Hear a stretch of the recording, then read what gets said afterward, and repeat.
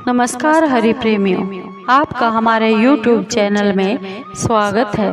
सभी दर्शकों को जय श्री कृष्णा। हरि प्रेमियों, कैसे हैं आप? उम्मीद है आप सब अच्छे होंगे। आइए आज का प्रसंग शुरू करते हैं। आज का प्रसंग है मंगलवार व्रत कथा। ये पौराणिक कथा है। हरि प्रेमियों, उससे पहले अगर आप हमारे चैनल पर नए हैं तो प्लीज़ चैनल को सब्सक्राइब जरूर कर लीजिए और बेल आइकॉन को जरूर दबा लीजिए ताकि आप तक हमारे सारे नोटिफिकेशन पहुंच सके। हरि प्रेमियों, आपका एक भी सब्सक्राइब हमारे लिए बेहद मायने रखता है।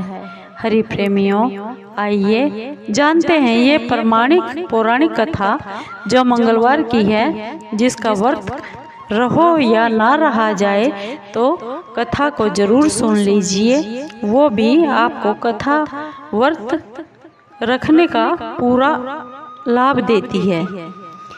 हरि प्रेमियों, कथा ऐसे है। ऋषि नगर में केशवदत्त ब्राह्मण अपनी पत्नी के साथ रहता था। उसका नाम अंजलि था। केशवदत्त के घर में धन संपत्ति बहुत थी। धन संपत्ति की कोई भी कमी नहीं थी। नगर में सभी केशवदत्त का आदर सम्मान करते थे लोग।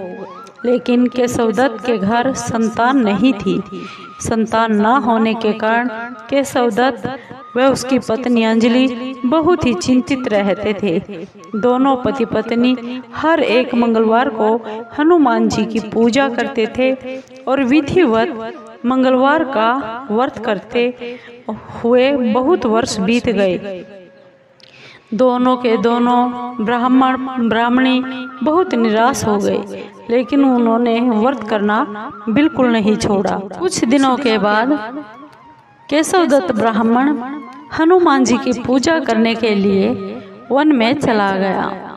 उसकी पत्नी अंजलि घर में रहकर मंगलवार का व्रत करती और उसकी पूजा करती विधिवत से। दोनों पति पत्नी बेटे की प्राप्ति के लिए मंगलवार का व्रत रखते और नियम और विधिवत करते। अंजलि ने अगले मंगलवार को फिर से व्रत किया, लेकिन किसी कारणवश उस दिन वह हनुमान जी को भोग नहीं लगा सकी।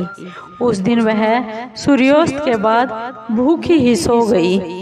अगले मंगलवार को हनुमान जी का भोग बिना लगाए ही उसने भोजन नहीं करने का प्रण कर लिया। 6 दिन तक अंजलि भूखी प्यासी रही, क्योंकि उसने मंगलवार के दिन भोग नहीं लगाया था। इसलिए वह अपने पछतावे की वजह से उसने भोजन नहीं किया। और 7वें दिन मंगलवार को फिर से अंजलि ने हनुमान जी की पूजा की और व्रत किया, लेकिन तब भी भूख और प्यास के कारण अंजलि बेहोश हो गई। हनुमान जी ने अंजलि को स्वप्न में दर्शन देते हुए कहा, पुत्री, मैं तुम्हारी पूजा और पाठ से बहुत ही प्रसन्न हूँ और तुम्हें सुयोग्य और सुंदर पुत्र होने का वरदान देता हूँ। यह कहकर बजरंगबली हनुमान जी अंतर्ध्यान हो गए। लेकिन अंजलि की आँख खुली। तत्काल अंजलि ने उठकर हनुमान जी को भोग लगाया और खुद भी भोजन किया। हनुमान जी की ऐसी अनुकंपा से अंजलि ने एक बहुत ही सुंदर पुत्र को जन्म दिया। मंगलवार को जन्म लेने के कारण उस बच्चे का नाम भी मंगल प्रसाद रख दिया गया। कुछ दिनों के बाद अंजलि का पति केशवदत्त भी जंगल से वापस घर लौट आया। उसने मंगल को देखा तो अंजलि से पूछा, अंजलि, यह इतना सुंदर बच्चा किसका है? अंजलि ने खुश होते हुए हनुमान जी के दर्शन देने और बेटे की प्राप्ति का वरदान देने की सारी कथा अपने पति को सुना दी। लेकिन केशवदत्त को उसकी बातों पर बिल्कुल भी विश्वास नहीं हुआ। उसके मन में पता नहीं कहां से एक कलुषित विचार आ गया और अंजलि ने उसके साथ विश्वासघात किया है। अपने पापों को छिपाने के लिए अंजलि मुझसे झूठ बोल रही है। केशवदत्त ने उस बच्चे को जान से मार डालने की योजना बना ली।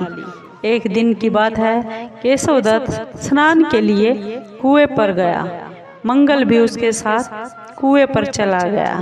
केशवदत्त ने मौका देखते ही मंगल को कुएं में फेंक दिया और घर आकर अंजलि से बहाना बना दिया कि मंगल तो कुएं पर मेरे साथ गया ही नहीं। केशवदत्त के इतना कहने के बाद ठीक मंगल दौड़ता हुआ घर वापस लौट आया। केशवदत्त मंगल को देखकर बहुत बुरी तरह आश्चर्यचकित हो उठा।